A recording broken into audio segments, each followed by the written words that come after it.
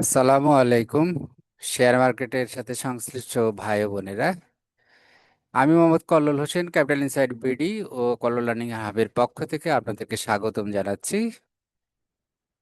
নিয়মিত পরিক্রমা, আহ, এক একটা শেয়ারের ইনডেপথ অ্যানালিসিস। আজকে আমরা এমআরএল ওয়েল ইন্ডাস্ট্রিজ এটা দেখছি। আজকের 23শে অগস্ট, আজকের টার্নওভার লিস্টের মধ্যে এটা আছে এবং টপ 10 গেইনার লিস্টের মধ্যে এটা আছে।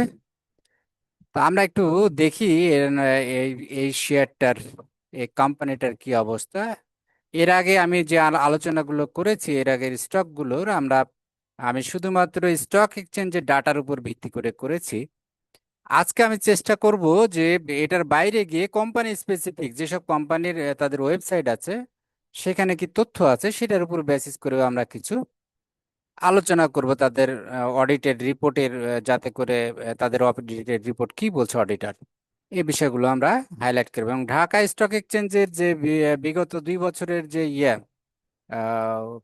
প্রাইস সেনসিটিভ ডিক্লারেশন বা কোম্পানি রিলেটেড ইনফরমেশন, সেটাও আমরা একটু ভেরিফাই করে আসবো যে সেখানে ওই কোম্পানি সম্বন্ধে কি কি ডাটা আছে।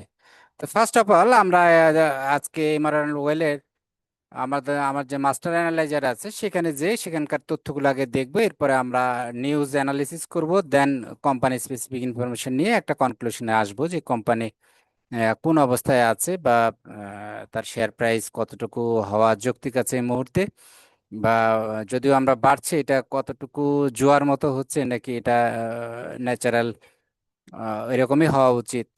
আমার প্রেক্ষাপটে আমার অ্যানালিসিস এইটা আমি তুলে ধরার চেষ্টা করব। আশা করি আপনারা A to Z শুনবেন, যাতে করে আপনারা আপনাদের নিজেদের মতো অ্যানালিসিস করতে এটা একটা সহায়ক ভূমিকা রাখতে পারে। আমি বলছি না যে আপনি এটা কিনেন না বা এটা কিনেন, আমার উদ্দেশ্য হচ্ছে আপনার এর ইনস আউট গুলো আমার দৃষ্টিতে যেগুলো পড়ে সেগুলো আপনাদেরকে একটু হাইলাইট করে দেখানো। ডিসিশনটা আলটিমেটলি আপনাদের, আপনাদের টাকা, আপনারা ডিসিশন নেবেন। আমি জাস্ট আমার ফাইন্ডিংস গুলো আমি আপনাদের সামনে তুলে ধরার চেষ্টা করব। তো চলুন যাই, আমরা দেখি আমাদের যে স্টক অ্যানালাইজার সেখানে কি বলে, এটা একটু দেখে আসি আমরা।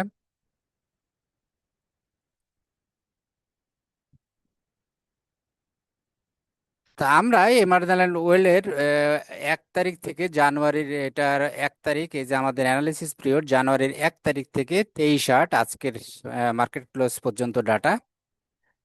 তো এমারাল ওয়েল ইন্ডাস্ট্রিজ ফুল নাম, এবং আমরা জানি যে তার ট্রেডিং কোড এমারাল অয়েল।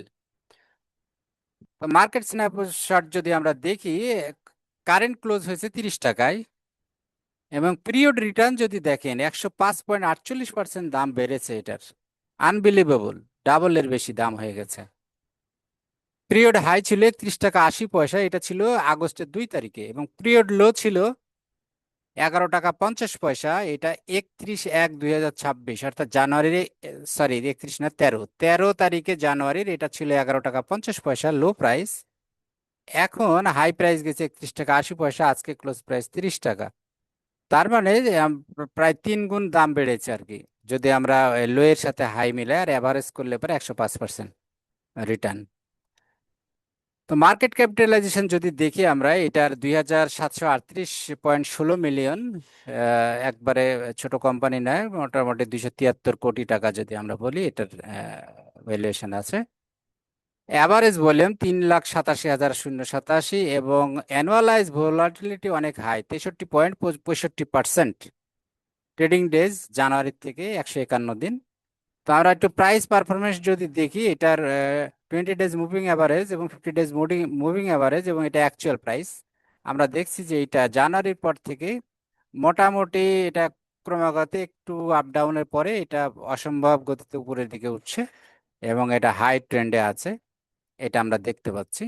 এবং যেহেতু প্রাইস বাড়ছে, সেহেতু স্বাভাবিক কারণে কিউমুলেটিভ রিটার্ন হয়েছে, পজিটিভ রিটার্ন বাড়ছে, এবং ট্রেডিং ভলিউম মাঝে মাঝে অনেক বেশি ট্রেড হয়, এটা আমরা দেখছি ভলিউম গুলা। তো এইখানে যদি একটু আমরা কমেন্টারি দেখি, risk performance, price performance, the stock delivered a strong positive return during the selected period indicating substantial price appreciation, অর্থাৎ প্রচুর প্রাইস দাম বেড়েছে আর কি। Annualized volatility is relatively high, suggested elevated prices and price risk and potential large daily price movement. এবং এটা যেহেতু variability বেশি, কাজে এটার অনেক বেশি ওঠানামা করার সম্ভাবনা আছে ডেলি ভিত্তিতে। রিলেটিভ পারফরমেন্স, এটা সেক্টরের অনুপাতে অনেক ভালো করেছে। সেক্টর যদি আমরা দেখি 4.82% মাইনাস রিটার্ন সেক্টরের, আর এই এমারাল্যান্ড ওয়েল এটা 108.33% রিটার্ন, সুতরাং এটা অনেক ভালো করেছে। আমরা যদি দেখি সেক্টর গ্রাফটা, এটা রেড কালারটা সেক্টর পারফরমেন্স, এবং এই ব্লু কালারটা হচ্ছে কোম্পানি, এটা অনেক উপরে আছে তার রিটার্ন। এবার একটু দেখি জেনারেল ইন্ডেক্সের সাথে কি অবস্থা। স্টক রিটার্ন আমরা দেখে আসলাম 105.48%, আর ডিএসসি রিটার্ন 16.53%, অর্থাৎ জানুয়ারি থেকে ইন্ডেক্স বেড়েছে 16.53%। যদি আমি ওয়েলথ ইন্ডেক্স হিসেবে ধরি যে তার গ্রোথ বৃদ্ধি পেয়েছে, কিন্তু এটা বৃদ্ধি পেয়েছে 105.48%। স্টক ভলাটিলিটি আমরা দেখে আসলাম 63%, ইন্ডেক্স ভলাটিলিটি 16, অর্থাৎ এটা প্রায় 4 গুণের উপরে, 4/16, 64, 4 গুণের কাছাকাছি বেশি আর কি ভলাটিলিটি। কোরিলেশন 21.86%, অর্থাৎ ইন্ডেক্সের সাথে মুভ করে মোটামুটি 21% বা 22%। এছাড়া তার মুভমেন্টটা তার নিজস্ব কোম্পানি কেন্দ্রিক। স্টক উইন রেট 37.75 এবং ইন্ডেক্স উইন রেট 56.29। আমরা যদি রিটার্নটা এট এ গ্লান্স দেখি, এখানে ব্লু কালারটা হচ্ছে এমারল্যান্ড ওয়েলের, সেটা দেখছি অনেক বেশি ওঠানামা, অনেক ফ্লাকচুয়েট, উপরে গেছে নিচে নামছে, উপরে গেছে নিচে নামছে, কিন্তু ইন্ডেক্স কম ভলাটিলিটি। এবার আসল জিনিস, ফাইন্যান্সিয়াল পারফরমেন্স যদি দেখি আমরা, তাহলে এটা হলো 26 সাল, 2023 সাল লাস্ট এই কোম্পানি ডিভিডেন্ড দিয়েছে, এবং 2023 সালের ইপিএস এখানে আছে। তারপরে কোনো ইপিএস এই কোম্পানির নাই, কারণ এই কোম্পানির অপারেশন বন্ধ ছিল। আমরা দেখেছি এই কোম্পানির অপারেশন বন্ধ ছিল, আমি তার অডিট রিপোর্ট এবং ইয়ে দেখেছি, এবং ঢাকা স্টক এক্সচেঞ্জের রিপোর্টও আছে। তো হঠাৎ এই 3 বছর পরে অপারেশন চালু হওয়ার একটা নিউজ আছে, সেই নিউজ শুনে দামটা এত বেশি বেড়ে গেল। সেটা অপারেশনে যাবে, অপারেশন চালু হবে, প্রফিট হবে, এখানে অনেক কিছু যদি আছে, অনেক যদি আছে। তারপরেও আমরা কি করছি, আমরা দেখছি যে এটার দাম অত্যাধিক বাড়তেছে। আমরা দেখি 19, 20, 21 এই 3 বছর কোনো ডিভিডেন্ড দেয়নি, তার কারণ 19, 20, 21 3 বছরে মাইনাস ছিল, লস। 22 সালে যে সামান্য একটু প্রফিট হয়েছে, ইপিএস ছিল 0.17, 22-এ ডিভিডেন্ড দিয়েছে আমরা দেখছি 2% ক্যাশ ডিভিডেন্ড, এবং 23-এ ছিল 0.73 ইপিএস, এবং তখন ডিভিডেন্ড দিয়েছে 10%। তাহলে 5 বছরের ডাটা আমরা দেখি, 19, 20, 21, 22, 23, কারণ 24, 25, 26 এগুলোর কোনো ডাটা নাই, কারণ তারা কোনো আপডেট করে নাই, তারা কোনো ইনফরমেশনও দেয় নাই। তাহলে এগুলো অলরেডি আমরা আলাপ করেছি। এবং মজার ব্যাপার হচ্ছে এর এনএবি মাইনাস 10.37, মাইনাস এনএবি, তার মানে কোনো ইকুইটি নাই। এখন যদি কোম্পানি লিকুইডেশনে যায়, আমি দেখেছি এদের ব্যালেন্স শিটের মধ্যে অনেক লোন আছে। এখন যদি কোনো ব্যাংকটা যদি অ্যাকশনে যায়, যদি লিকুইডেশনে যায়, যদি কোর্টে কেস করে এই পাওনা আদায়ের জন্য, তাহলে যারা কমন শেয়ার হোল্ডার, যারা শেয়ার কিনছে এই এমারল্যান্ড ওয়েলের, 1 পয়সাও পাবে না, নট এ সিঙ্গেল পয়সা পাওয়ার কোনো সুযোগই নাই। কারণ তাদের যে লোন আছে, সে লোনটা পরিশোধ করাই কঠিন হয়ে যাবে তাদের সম্পদ বিক্রি করে। আমি সেটা দেখাবো, তাদের ব্যালেন্স শিট দেখে আমি আপনাদেরকে এটা আমি এটা দেখেছি, এটা আপনাদেরকে আপডেট করব। তাহলে লাস্ট ফাইন্যান্সিয়ালও দেওয়া আছে 22 পর্যন্ত, এখানে আর কোনো ফাইন্যান্সিয়াল দেওয়া নাই, কাজে এগুলো আর দেখে লাভ নাই। শেয়ার হোল্ডিং মুভমেন্টটা একটু দেখে আমরা, তো এর মধ্যে একটু ভালো লক্ষণ আছে। 30/6/23-এ 38% ছিল স্পন্সর, এবং 30/6/26 এবং 31/7/26-এ 54.50%, অর্থাৎ ডিরেক্টরদের পার্টিসিপেশনটা বেড়েছে, স্পন্সর ডিরেক্টর। কিন্তু অ্যাকচুয়ালি আমি দেখেছি এখানে ওই এর মধ্যে ওইখানে তাদের আর একটা কোম্পানি আছে, যেটা মাদার কোম্পানি, সেই কোম্পানি থেকে এটার আসলে এই ইনস্টিটিউশনাল বলেন, এই যে ইনস্টিটিউশনাল ইনভেস্টমেন্ট, এটা তাদের কোম্পানি রিলেটেড কিছু ইনভেস্টমেন্ট আছে, আমি দেখেছি এটা।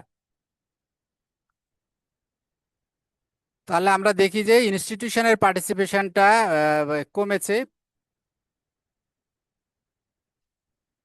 আগে ছিল 7.45, তারপরে 4.42, তারপরে 4.44। পাবলিকেরও সামান্য একটু কমেছে। বেড়েছে হচ্ছে স্পন্সরের, এটা একটা ভালো দিক। এবং প্রাইস গ্রাফটা দেখেন 4 বছরের, 3 বছরের বিগত 3 বছরের প্রাইস ছিল দেখেন নিচের দিকে, নিচের দিকে পুরো প্রাইস। হঠাৎ আসে এবছর, না এটা ছিল অবশ্য আগের, এটা ছিল কত সালে, 23 সালের, 23 সালে একবার যখন ডিভিডেন্ড দেয়, 23 সালে 10% ডিভিডেন্ড দেয়, তখন দেখেন তার প্রাইস কত উপরে উঠে গেছিল, 161 টাকা। এখন 26 সালের প্রাইস, এটা 26 সালের প্রাইস এখন আমরা দেখছি 29 টাকা 20 পয়সা বা 30 টাকা প্লাস প্রাইস হিসেবে এখানে। তাহলে 26 সালে প্রাইস আমরা দেখছি যে এখন একটু একটু বাড়ছে, উপরের দিকে ঊর্ধ্বমুখী। আমরা অলরেডি রিস্ক ভোলাটিলিটি আলাপ করেছি, তো সিভ্যার আর ভ্যাটটা একটু আলাপ করি। 3.75%, এখন যদি মার্কেট ডাউন যায় একদিনে 3.75% শেয়ারের প্রাইস হারানোর সম্ভাবনা আছে, এবং ডিজাস্টার হলে একটু বড় ধরনের মার্কেটে খারাপ অবস্থা হলে 6.01% মাইনাস হওয়ার সম্ভাবনা আছে, কারণ এটা জানুয়ারি থেকে হিসাব, জানুয়ারি থেকে এই করা হচ্ছে। এবং ম্যাক্সিমাম ড্রডাউন একদিনে 25% প্রাইস পর্যন্ত ফল করছে একদিনে। শার্প রেশিও এটা দেখে লাভ নাই, এটা শেয়ারের দাম যেহেতু বাড়ছে শার্প রেশিও ভালো হবে, এটা এর ভিত্তিতে করা নাই। আচ্ছা, এটা আমরা দেখছি যে ফুড অ্যালার্ট ইয়াতে এবং এর ক্যাটাগরি জেড ক্যাটাগরি, স্বাভাবিক কারণে 22-এর পরে 23-এর পরে আর কোনো ডিভিডেন্ড বা কোনো কিছু এজিএম করতে পারে নাই তারা। লাস্ট ইয়ার এন্ডে গেছে, এটা লাস্ট এজিএম হয়েছে 23 সালে, তারপরে কোনো এজিএম এর রেকর্ড নাই। তো এই ছিল কোম্পানি স্পেসিফিক আলোচনা। এবার আমরা দেখি যে ঢাকা স্টক এক্সচেঞ্জের ওয়েবসাইটে কি কি নিউজ আছে, আমরা একটু নিউজটা দেখে আসি। তো আমি, আপনারা এইখানে দেখেন এই স্ক্রিনের উপরে এখানে আছে ঢাকা স্টক এক্সচেঞ্জ সংবাদ আমার ওয়েবসাইটে, এখানে আমি ক্লিক করব। ক্লিক করলে আপনি এই যে এইখানে চলে আসলো স্ক্রিনটা। আমি নিচের দিকে যাব, কেন আমি এটা ব্যবহার করি, এখানে ফিল্টার করে ইয়াগুলো আছে আমার বেশি, এখানে এমারল্যান্ড টাইপ করব আমি, EMER, এমারল্যান্ড ওয়েল। আমি সিলেক্ট করলাম, করে গো বাটনে ক্লিক করব।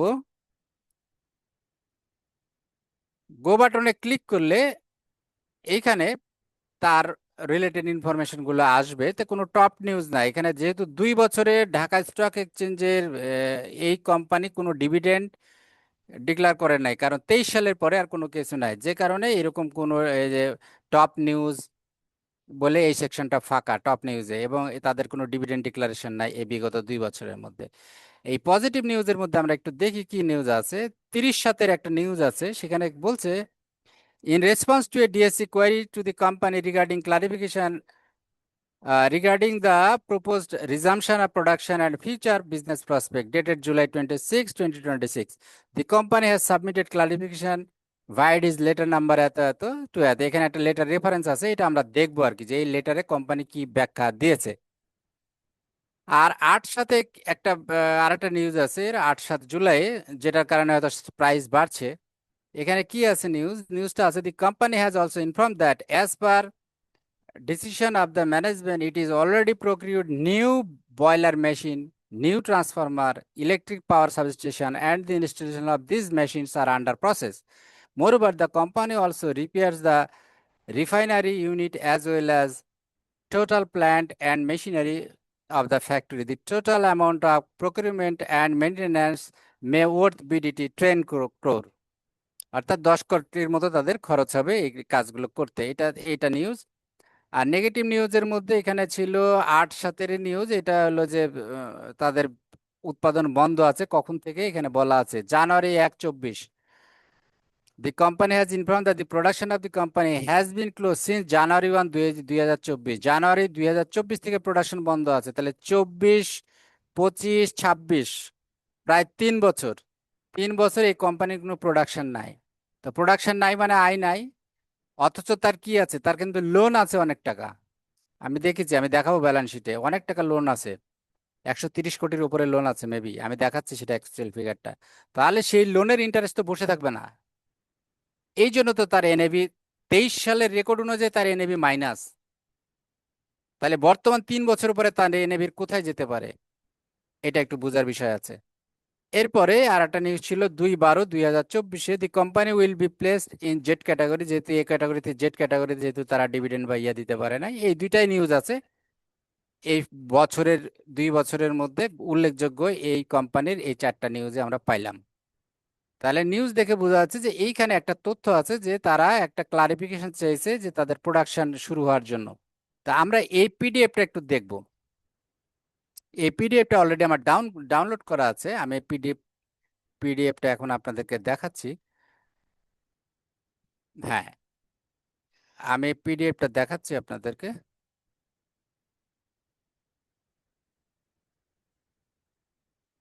পিডিএফটা হলো, সেখানে কি বলছে আমরা একটু দেখি।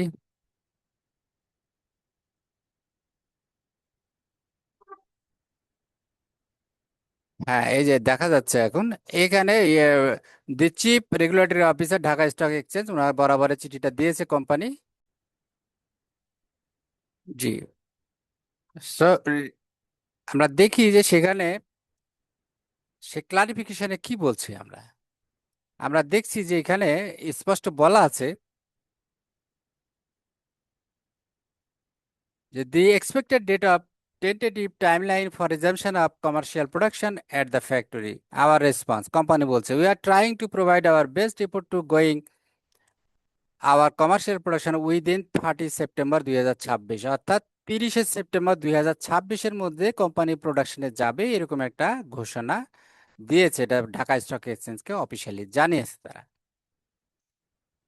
তাহলে 30 সেপ্টেম্বরে অপারেশনে যাবে, এখনো যায় নাই।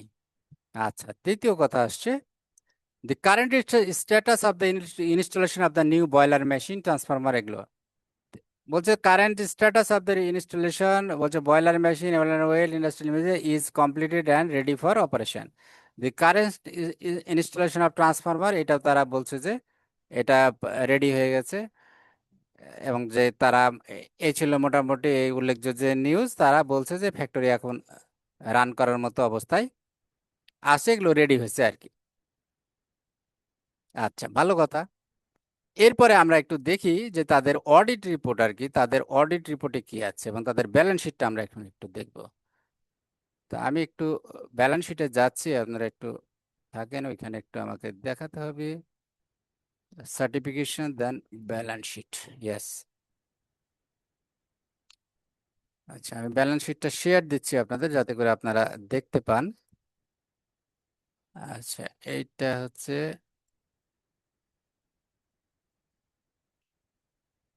হুম, তো লাস্ট যে ব্যালেন্স শিট দেওয়া আছে কোম্পানির 22-23 সালের, এরপরে কিন্তু কোনো ব্যালেন্স শিট নাই, কারণ যেহেতু ওদের কোনো এজিএম হয় নাই, অ্যাকাউন্টস ফাইনাল হয় নাই, কোম্পানি বন্ধ ছিল। তো আমরা সেটাই দেখি যে লাস্ট কি অবস্থা ছিল এখানে। তো আমরা একটু নিচের দিকে যাই। প্রত্যেকটা অডিট রিপোর্টের একটা গুরুত্বপূর্ণ দিক আছে, আপনাকে দেখতে হবে যে অডিটদের কোয়ালিফাইড ওপিনিয়ন না ক্লিন ওপিনিয়ন। যদি কোয়ালিফাইড ওপিনিয়ন থাকে তাহলে বুঝতে হবে যে এখানে সেই রিপোর্টটা ক্লিন না, এটা একটু পড়তে হবে ভালো করে যে ওখানে কি বলছে অডিটররা। তা আমরা এখানে একটু খালি দেখি, এখানে একটু নিচের দিকে, সরি একটু সময় লাগছে এটা। হ্যাঁ, কোম্পানি প্রোফাইল দেন কর্পোরেট ডাইরেক্টরি।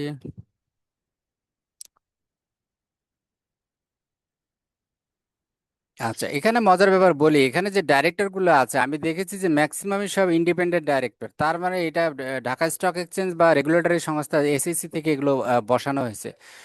কারণ এইখানে কোনো প্রবলেম হয়েছে তাদের মধ্যে, এটা শিওর না হলে এতগুলো ইন্ডিপেন্ডেন্ট ডাইরেক্টর, সব ম্যাক্সিমাম ইন্ডিপেন্ডেন্ট ডাইরেক্টর। এটা ইন্ডিপেন্ডেন্ট ডাইরেক্টর মানে নমিনেটেড, এগুলো বাইরে থেকে দেওয়া। তো কাজে এটা তাদের ভিতরে একটু বোঝার ব্যাপার আছে, ম্যানেজমেন্ট এবং তাদের বোর্ডের মধ্যে সমস্যা আছে, এটা বোঝা যাচ্ছে যে তাদের পরিচালনাগত কোনো ঝামেলা আছে। এটা আমার পারসেপশন। আমি জানি না, এটা আপনারা আরো বেশি অনেকে যদি কিছু জেনে থাকেন আপনারা কমেন্টের মাধ্যমে শেয়ার করবেন, যাতে আমিও আপনাদের মাধ্যমে একটু জানি বা আরো অনেকে আছে যারা জানতে পারেন। তো এইখানে আমরা একটু দেখি এবার নিচের দিকে।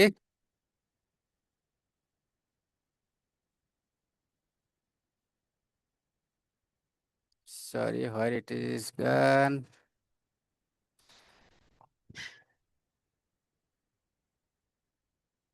ডিরেক্টরস রিপোর্ট, দেন আসবে অডিটরস রিপোর্ট। আমরা একটু তাড়াতাড়ি যাই নিচের দিকে।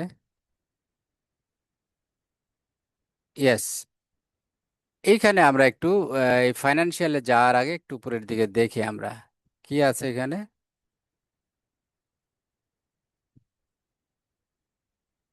এইখানে কিছু ব্যাংক লোন আছে, সেটার কথা বলছে যে কোনটার কি অবস্থা কি করছে এটা। ইউটিলাইজেশন অফ প্রফিট, আমরা নিচের দিকে যাই একটু, উপরে নয় এটা নিচে। Long term asset, fixed asset, current ratio, এখানে কিছু রেশিও টেশিও দিয়েছে। আচ্ছা, এগুলো নিয়ে আমরা কথা বলবো। বরং আমরা auditors appointment of financial statement appropriate, যে এইখানে চলে আসছি আমরা এখন আসল জায়গায়।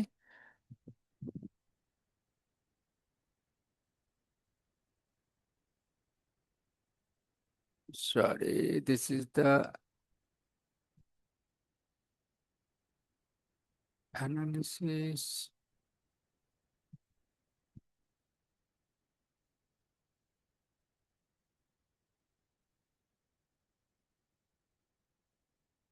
ইয়েস, আমরা একটু দেখি অডিট রিপোর্টটা এখানে কি কি বলছে। Blast mesh sequence, where it is, this is। আচ্ছা, বরং আমরা একটু সূচিটা দেখে আসি, এটা সবচেয়ে ভালো। কোন পেজে আছে সেটা বুঝতে সুবিধা হবে। আমি দেখলাম এটা। হ্যাঁ,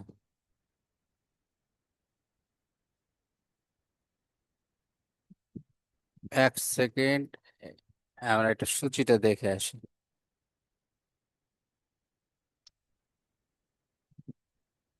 তো এইটার যেটা আমি দেখেছি, তাদের ডিরেক্টরদের তাদের হচ্ছে ম্যাক্সিমাম সব নমিনেটেড। তাদের যে মাদার এখানে আছে, আচ্ছা এইখানে আমরা পাবো, এখান থেকে আমরা দেখি। Notice of the company profile, corporate directory, director profile, chairman message, directors report, management discussion, directors meeting, report of audit committee. Audit committee দেখবো না, আমরা দেখবো হলো ডাইরেক্ট অডিটার্স রিপোর্টস। আমরা দেখব reports, corporate governance independent auditors report, statement of financial position, এইখানে যাব 46 পৃষ্ঠা, 46। 46-এ আমরা যাই। 46, এটা কত নাম্বার পেজ?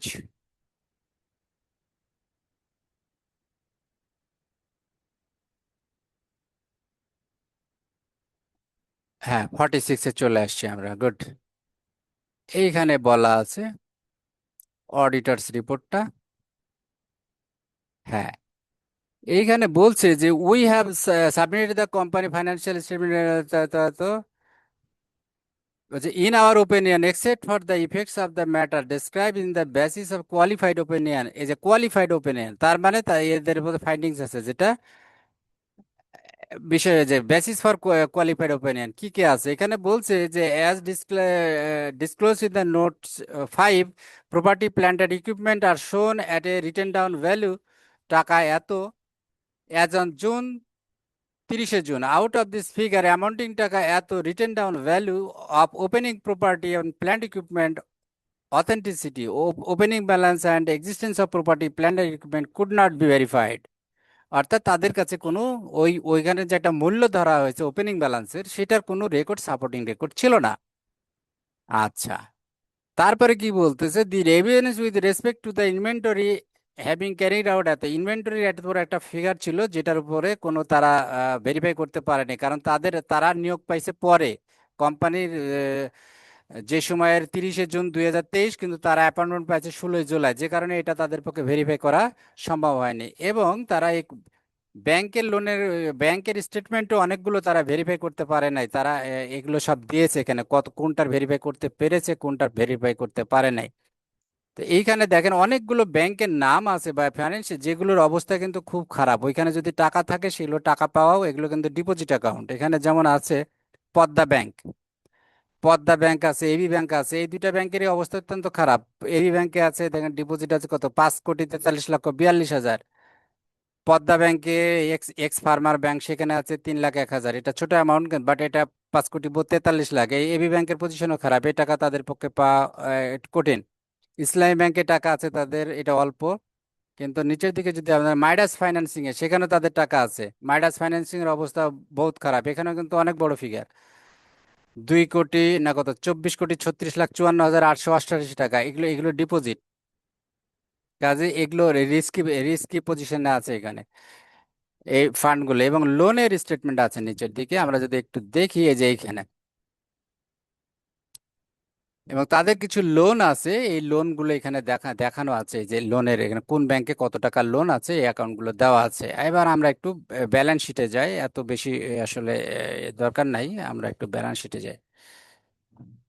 তো রিস্ক অনেক কিছু বলেছে অডিটররা, কি কি রিস্ক আছে এবং কোনটা তারা ভেরিফাই করতে পারে নাই, তাদের যে ইনভয়েস এর সাথে সেল যে ফিগার টিগার গুলো দেখানো আছে এগুলো ভেরিফাই করতে পারে নাই। এটা অডিটররা অনেক সময় গদবাদা ওটা লিখতেই থাকে, সেটা ধরছি না আমরা। আমরা এবার একটু দেখি এদের পজিশনটা একটু খেয়াল করে দেখি আমরা। এইটা তাদের ব্যালেন্স শিট। তো আমরা জানি ব্যালেন্স শিটের টোটাল অ্যাসেট সমান সমান টোটাল লাইবিলিটিটা আমরা জানি। টোটাল অ্যাসেট, টোটাল অ্যাসেটের মধ্যে কি থাকে, কারেন্ট অ্যাসেট আর নন কারেন্ট অ্যাসেট সব মিলিয়ে। তো এই কোম্পানির টোটাল অ্যাসেট যদি আমরা দেখি এখানে, এটা হচ্ছে প্রফিট অ্যান্ড লস অ্যাকাউন্ট আগে দেখি আমরা, তারপরে প্রফিট অ্যান্ড লস অ্যাকাউন্ট যদি আমরা দেখি এখানে, তারা দেখাচ্ছে যে লাভ হয়েছে কম্প্রিহেনসিভ ইনকাম, এটা কত ফিগার, 6,60,00,000 লাভ হয়েছে 23 সালে। আর যেটা 22 সালে ছিল 1,21,00,000।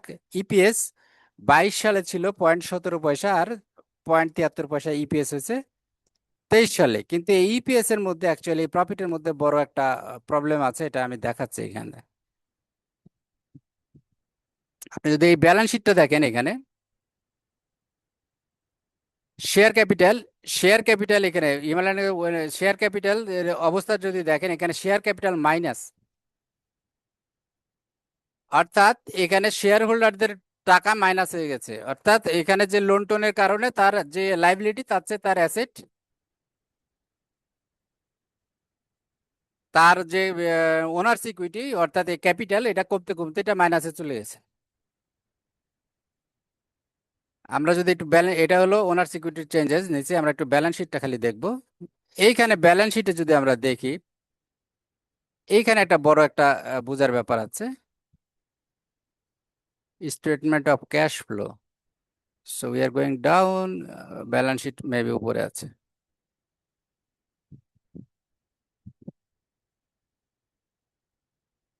73, where is balance sheet? Balance sheet first পেজে আছে, সরি। এই যে 10 টাকা 37 পয়সা এনএবি আমরা দেখে আসলাম মাইনাস। এই যে NAB, net asset value minus, কেন মাইনাস এখানে একটু তাকাই যদি আমরা ব্যালেন্স শিটের দিকে, তার অ্যাসেট, নন কারেন্ট অ্যাসেট এটা, কারেন্ট অ্যাসেট দেওয়া আছে এটা, share holders equity, share holders equity এখানে মাইনাস। এটা অনেক বড় ফিগার, কত ফিগার এটা, 94,62,97,661 টাকা, এটা মাইনাস। অর্থাৎ শেয়ার হোল্ডারদের কোনো টাকাই নাই এখন। সে টাকা কোথায় গেল, যেহেতু কোম্পানি লস করছে। তাহলে এখন প্রশ্ন ওঠে, লস করলে তাহলে তার ইপিএস পজিটিভ হলো কিভাবে? পজিটিভ হলে এখানে একটা শুভঙ্করের ফাঁকি আছে, আমি দেখাচ্ছি সেটা। এখানে দেখেন রিটেন আর্নিংস এর ফিগার, এখানে রিটেন আর্নিংস এর ফিগার, এখানে যদি আমরা দেখি এখানে, এই যে রিটেন আর্নিংস এর ফিগার এটা মাইনাস।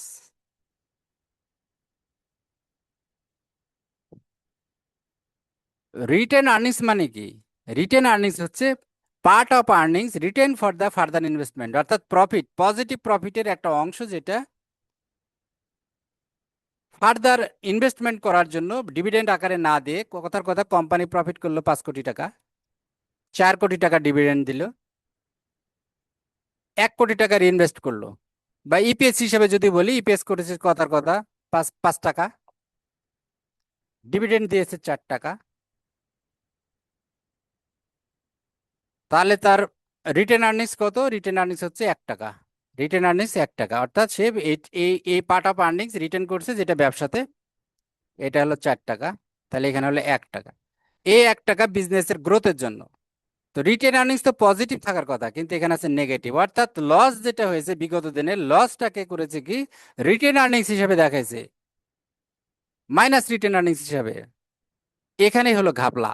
এই মাইনাসটা যদি এখানে না দেখাতো, তাহলে এটা যদি প্রফিটের সাথে অ্যাডজাস্ট করতো, তাহলে তার কোনোদিনই সে প্রফিট এবং ইয়া দিতে পারতো না, ডিভিডেন্ড দিতে পারতো না, কোনো সুযোগই নাই তার ডিভিডেন্ড দেওয়ার।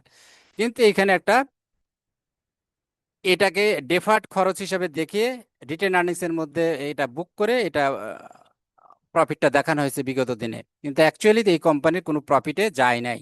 এই কোম্পানি তার জীবদ্দশায় প্রফিটে যায় নাই। আপনি যদি রিয়াল সেন্সে ধরেন, এই কোম্পানির তার যে কয়েক বছরের এখানে রেকর্ড দেখানো হয়েছে প্রফিট, আসলে তার অ্যাকচুয়াল প্রফিট নয়।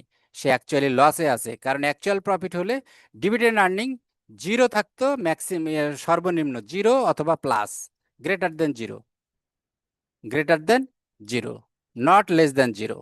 তো লেস দেন জিরো আছে মানে বুঝতে হবে যে এই কোম্পানি অ্যাকচুয়ালি প্রফিটে নাই। তো আপনারা নিশ্চয়ই বুঝতে পেরেছেন যে এই 10.37 নেগেটিভ 23 সালের ফিগার অনুযায়ী। এবং আমরা যদি লোন দেখি, এখানে দেখেন এখানে লোন আছে কত, ব্যালেন্স শিটে 23 সালের হিসাব মোতাবেক লোন আছে এখানে। শর্ট টার্ম লোন 65,69,000, এবং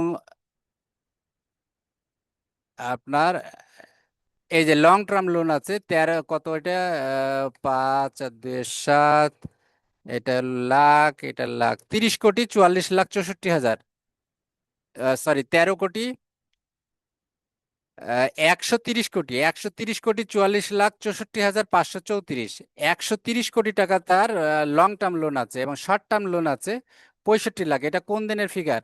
এটা হচ্ছে 23 সালের। 23 সালের পরে থেকে তো কোম্পানি উপরে অপারেশনেই নাই। কোম্পানি 3 বছর, 23, 24, 25, 26, সে টোটালি আউট অফ অপারেশন। তাহলে এই লোনের পজিশন এই 3 বছরে কত হবে?